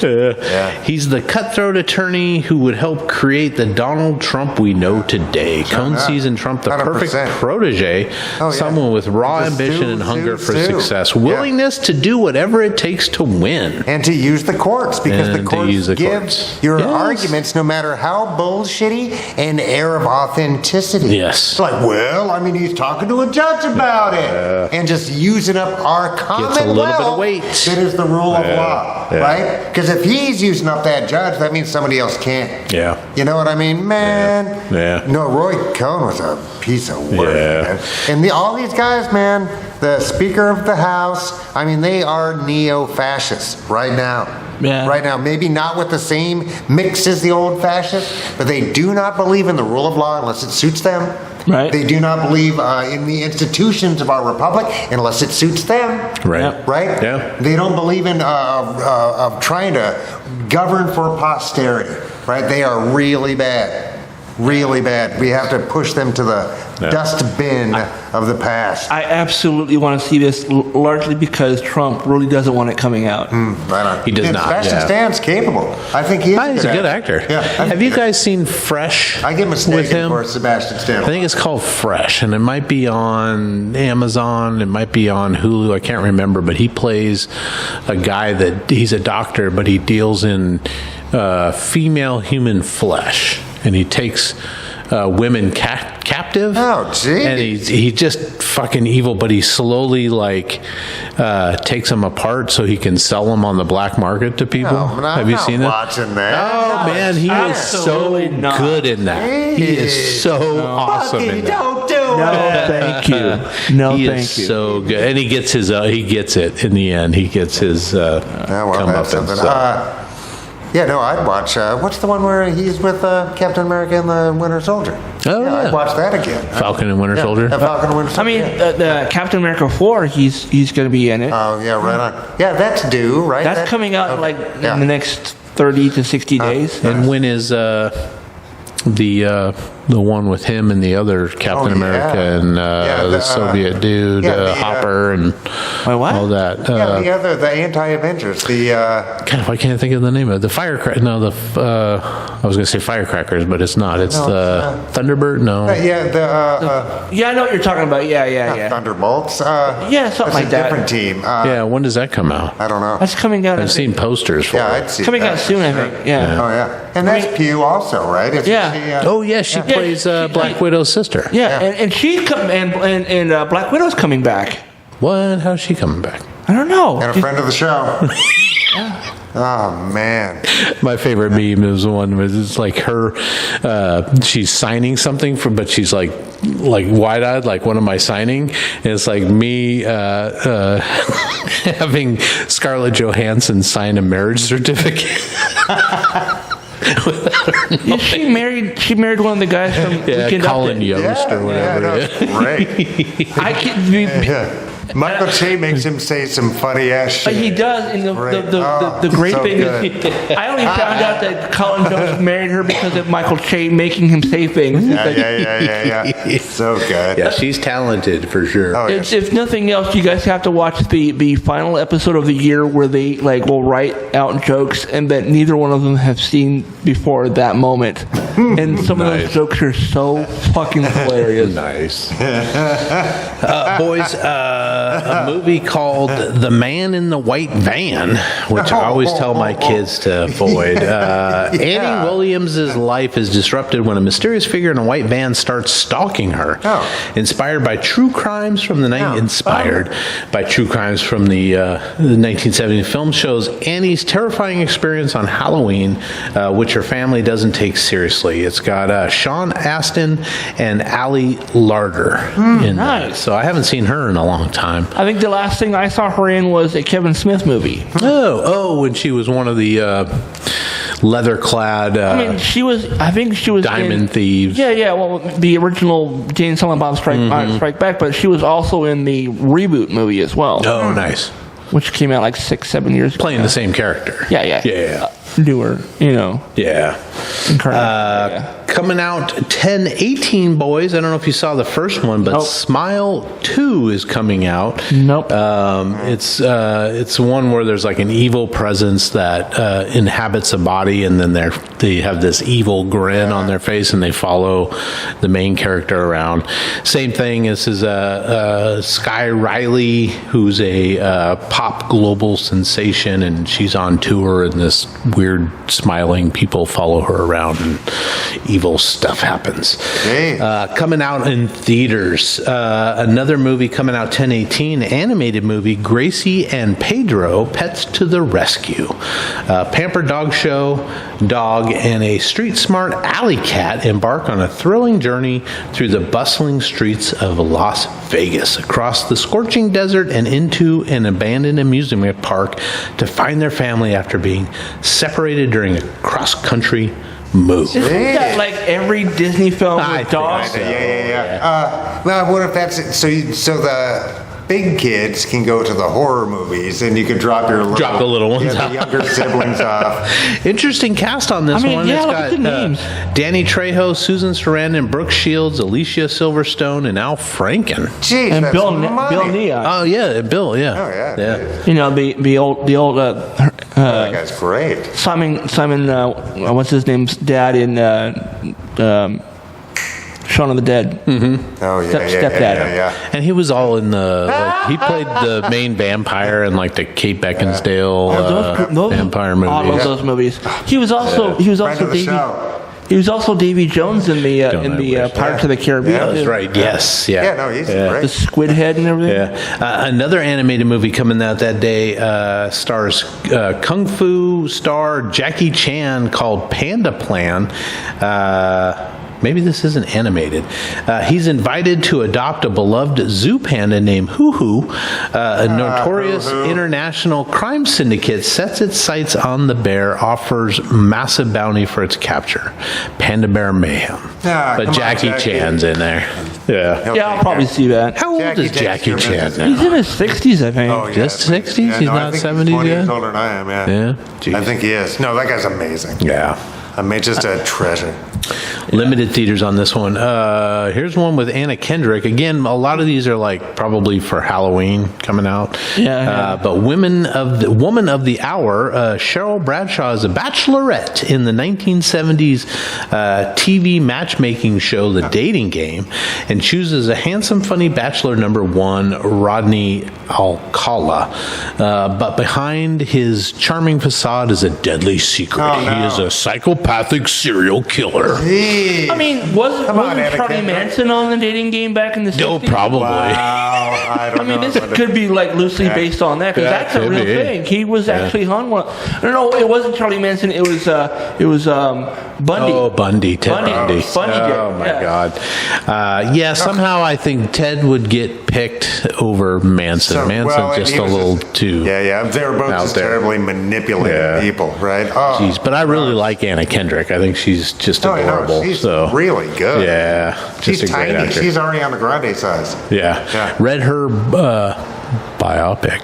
I read her biography not that long, a couple years ago. Just cute human. I liked her in the the singing movie. Yeah. Pitch Perfect. Yeah, they're great, Yeah. man. Yeah. Actually, I reluctantly watched the first one. I was like, wow, this is really, really good. It made me laugh. And the people who are like the dude and the lady who are the announcers or whatever, they're funny. Yeah. I think I stumbled into the wife watching one of them. I was like, oh, this is kind of. I was like, oh, what are you watching? And then I was like, oh, this is kind of good. They are really funny. Actually, I watched the first two online, and then when the third one came out, I went and saw it in theaters. So nice. Well, speaking of friend of the show, Mike, Kate Beckinsale, 1024 new movie for her, Canary Black. She plays a top-level CIA agent who's blackmailed by terrorists into betraying her own country to save her kidnapped husband. Just let him go. Yeah, come on. Cut off from her. Here. Just come on. Cut off from her team, she turns to underworld contacts to survive and help locate the coveted intelligence that the kidnappers want. That's coming to Prime Video on the 24th. I watched the one that she just did a couple of years ago that was really good, where it was an action film where she was like, it's basically like Jason Bourne type thing. It was really good. I don't remember what it's called. I know what you're talking about, but I can't think of it. I mean, it was good. I just don't remember the name of it. And she's talented. She's adorable. Oh, she's great. Too. Very lovely lady.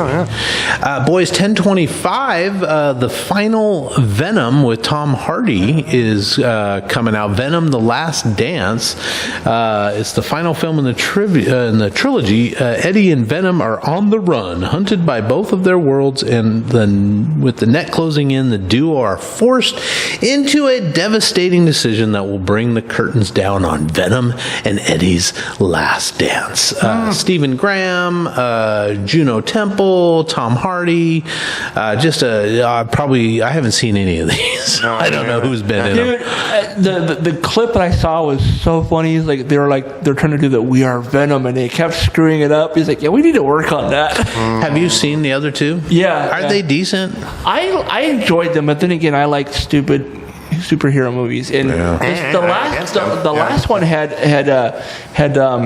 Cassidy. It had it had Woody Harrelson as Cassidy. So like Cassidy, you know. And which he plays crazy. That was really good. It was definitely better than the first one. I thought. I don't know. I mean.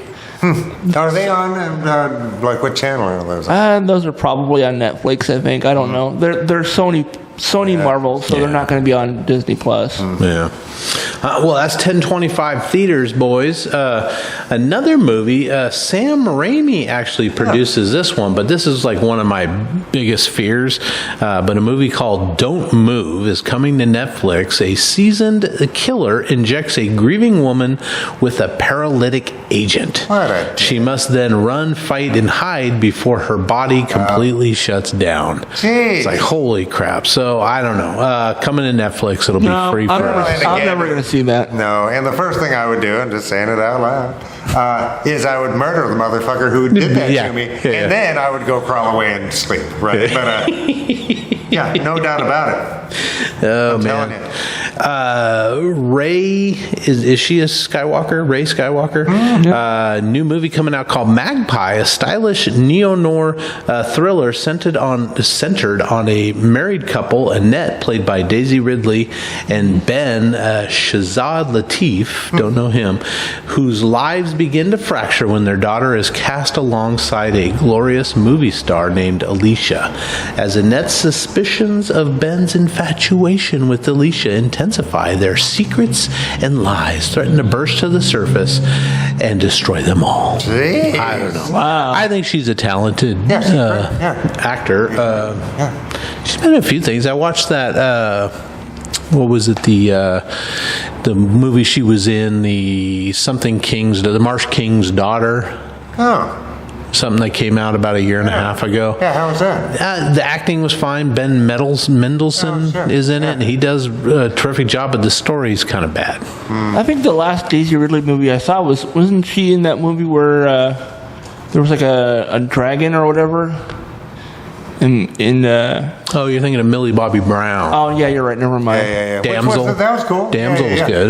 We did a review on that. Yeah. No, but she was also in something where, you couldn't men made noise or something, or had weird signals around them or something. She was like the only woman on a planet of men or something.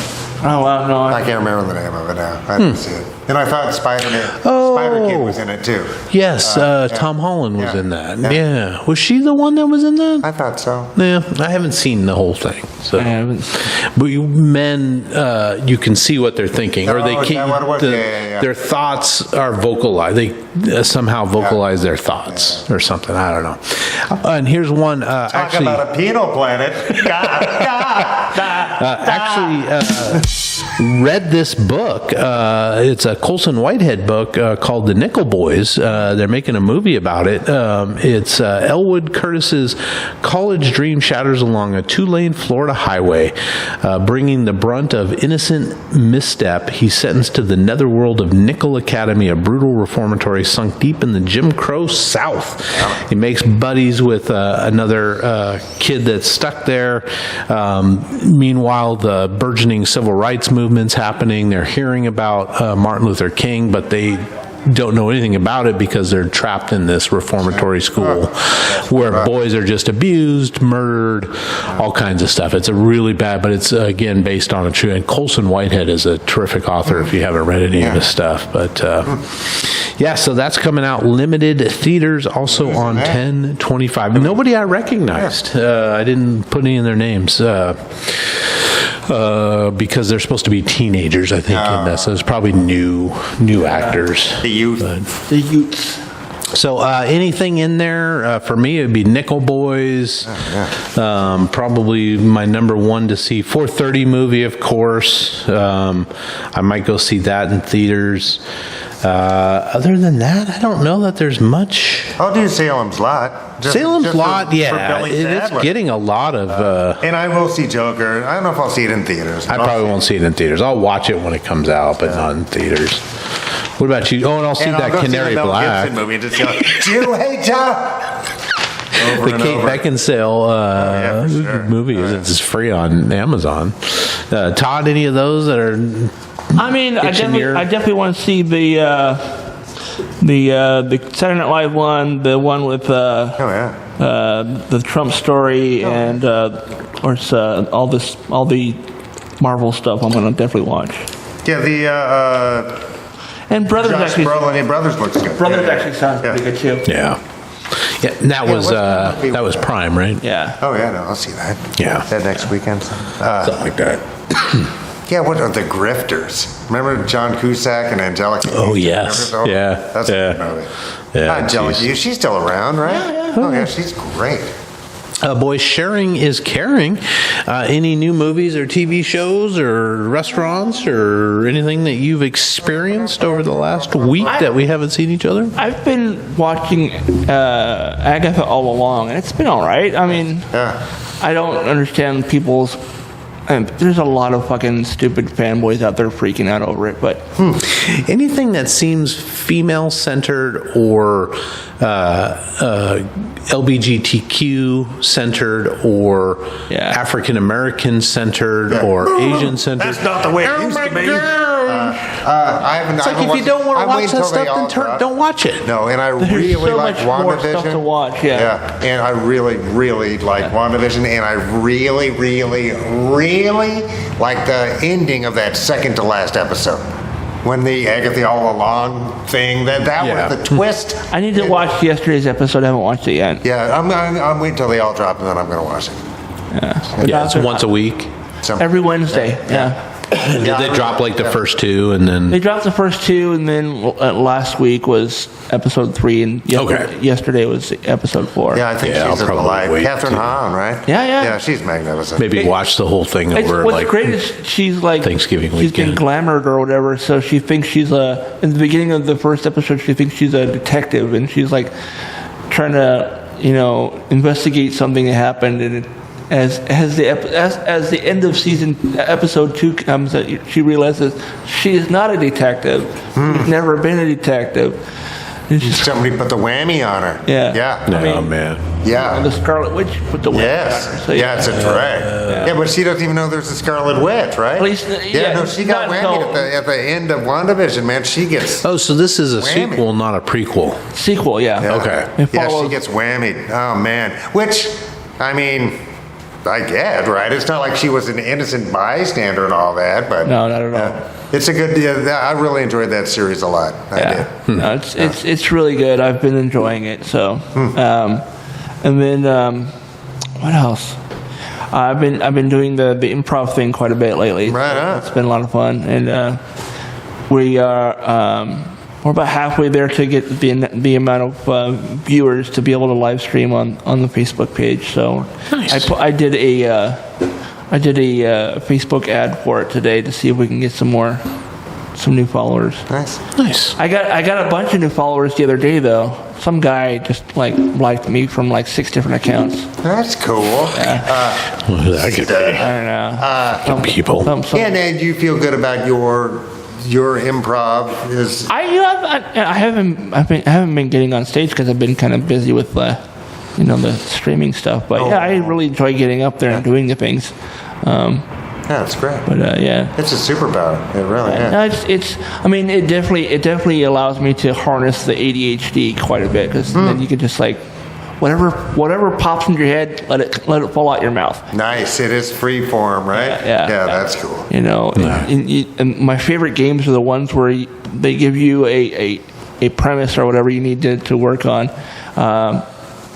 Initially I didn't like the game because it was like I'm not going to be able to keep track. But the game Alphabet, where you get 4 people and they kind of stand in a semicircle, and the audience picks the topic and the letter you start with, and everybody has so if we were to do it, Charles would start with A, and whatever thing you would say starts with the letter A, and then you go to B, and then I go to C, and it just goes back and forth all the way until you come back to the first letter you was chosen. Initially, I didn't like that because it was I was trying to remember what letter is next, and I'm one of those people that goes, when I'm trying to come up with the letters and stuff. But it's actually become one of my favorites now. Nice. Yeah. Nice. And then the one that's been a lot of fun that they've been doing a lot lately is Party Quirks, where the host of the party has got people coming into the house, and they have to figure out what their quirks are based on what they're saying and doing when they come into the house. But like that. Party quirk. Yeah. What about you, Mike? What's been new in your world? Nothing. I guess I still watched some Justified. Oh. Kind of binge that. Like the first go round? Yeah, with Boyd. That guy from who's the ghoul in Fallout. Fallout, yeah. He's good. Yeah, he's been in a ton of stuff. Yeah, he's doing a good job. Oh, Walter Goggins? Walter Goggins, yeah. Baby Bobby. Yeah. Baby Billy, whatever his name is. If you guys haven't seen the Gemstones. Glorious Gemstones. Yeah. Oh, yeah. I watched the first season of that. It was really funny. She was kind of weird. Stopped watching. Yeah, but he does a great job. Walter Goggins. Goggins is a great actor. Yeah. Terrific. He was actually in a Mel Gibson movie that actually, or more recent Gibson movie that I actually enjoyed, Red Man or Red Guy. It's basically he plays Santa, and Goggins is like a hired hitman because this kid was on the naughty list, and he's he puts a hit out on Santa Claus. It's such a good movie, despite Mel Gibson being a garbage human being. That's a great movie for him. So. Yeah, I like Goggins. And Timothy Oliphant, who's in Mandalorian. Oh, yeah. That guy, and he's fine. Did you ever watch Deadwood? I did watch a little bit of Deadwood, but they say the same curse words over and over. Oh, yeah. It just gets... No, that dude is funny, though. Swearingen. Yeah. So, were they like Mormon swear words, or were they actual swear words? No, this guy's got the filthiest mouth. In the He's it's a just cool one actor character. Too, though. Yeah, American Gods, right? Yeah. Yes. Yeah. I want to say it's not Ray Stevens, but it's that guy. He's been in a bunch. Yeah, he's been in a bunch of stuff. But yeah, such a good series. Only 2 seasons in the movie. Yeah. So. Oh, yeah, I forgot about the movie. Yeah. I mean, of course, as soon as they start talking about the person, Katie Sackhoff is in Deadwood too, right? Oh.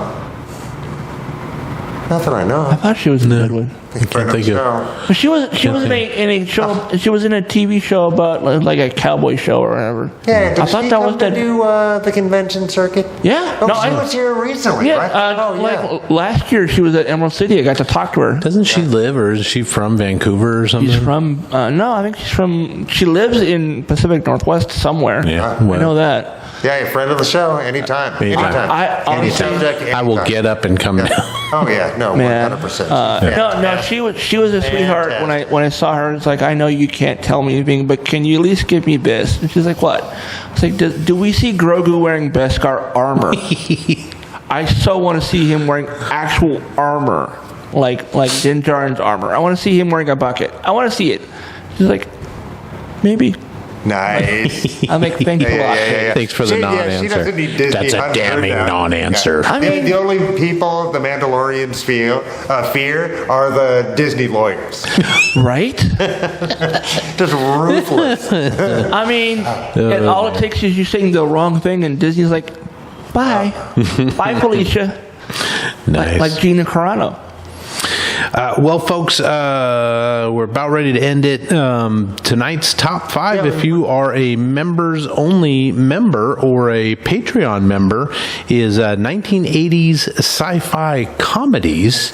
Come back and check that out. We are doing that next. And then to end this here episode on something positive, my sister posted this, and I don't know where she got it from. I don't know if it's a poem or something, but I thought it was nice.